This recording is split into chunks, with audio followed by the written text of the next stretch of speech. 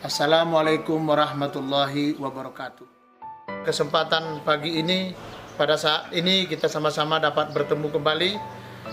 Mudah-mudahan kita semua dalam keadaan sehat walafiat.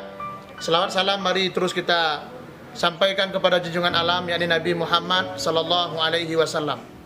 Hadirin jamaah, teman-teman dimanapun berada, pada saat ini kita ketahui peningkatan COVID-19 masih terus berjalan di Kabupaten Gayo Luas maupun di daerah lainnya. Ini adalah ujian terbesar saat ini bagi kita semua. Kalau kami memandang masalah COVID itu tidak seberapa dibandingkan dengan fitnah tentang COVID-nya.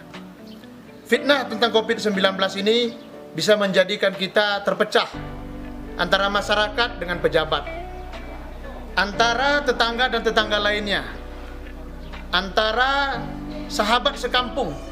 Semua bisa pecah karena cara kita menanggapi tentang COVID-19.